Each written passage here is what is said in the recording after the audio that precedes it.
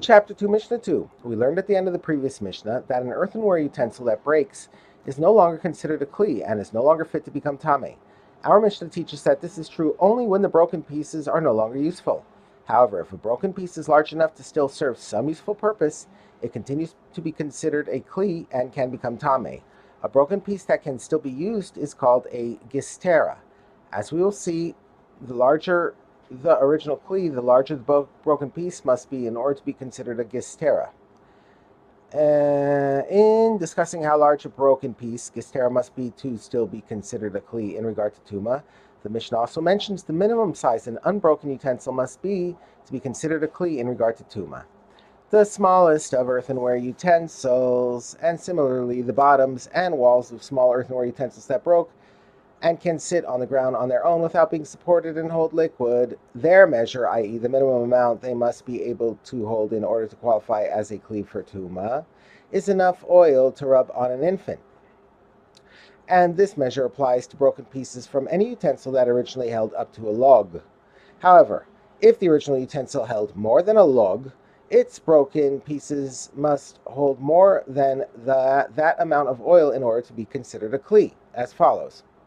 For a utensil that originally held from just over a log up to a se'ah, 24 log, the amount the broken piece must hold to continue being considered a kli is a revis, quarter of a log. For a utensil that originally held from just over a se'ah and up to 2 se'ahs, the broken piece must be able to hold half a log in order to be considered a kli. For a utensil that originally held from just over 2 se'ah and up to 3 se'ah and up to 5 se'ah, the broken piece must be able to hold a full log in order to still be considered a kli. These are the words of Rabbi Ishmael. The Mishnah now cites the opinion for Rabbi Akiva. Rabbi Akiva says, I do not assign measurements to how much the original utensils were able to hold. Rather, I define their sizes as follows. The smallest of earthenware utensils, and similarly the bottoms and walls of small earthenware vessels that broke and can sit on the ground without being supported and hold liquid.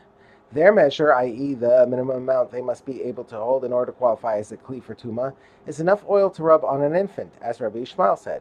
And this measure applies to broken pieces from any utensil that was originally up to the size of small pots. If the original utensil was from the size of small pots and up to the size of Lodian barrels, the broken pieces must be able to hold a revis, quarter of a log, in order to still be considered a kli. If the original utensil was from the size of Lodian barrels and up to the size of Lechemian barrels, the broken pieces must be able to hold half a log in order to still be considered a kli. If the original utensil was from the size of Lechemian barrels and up to the size of large casks, the broken pieces must be able to hold a log in order to be considered a kli. The next Tana disagrees with the last ruling. Rabban Yochanan ben Zakkai says broken pieces from large casks, their measure is 2 lugin, i.e. the amount they must be able to hold to be considered a kli for tuma is 2 lugin, and not just the 1 log that Rabbi Akiva required. Rabban Yochanan ben Zakkai also disagrees with the previous Tanaim about how much the pieces from the smallest earthenware utensils must hold in order for them to be considered a kli for tuma. Galilean flasks and miniature barrels, both of which are examples of the smallest earthenware vessels, discussed by Rabbi Ishmael and Rabbi Akiva, the measure their bottoms must hold once they break in order for them to continue being considered a kli for tuma is any amount, even if it is less than the amount needed to rub on an infant's limb. But these vessels have no walls, i.e. their walls are not subject to tuma once the vessels break, because the walls of Galilean flasks and miniature barrels are straight and not curved. Thus, when they are laid flat on the ground, they cannot hold any liquid.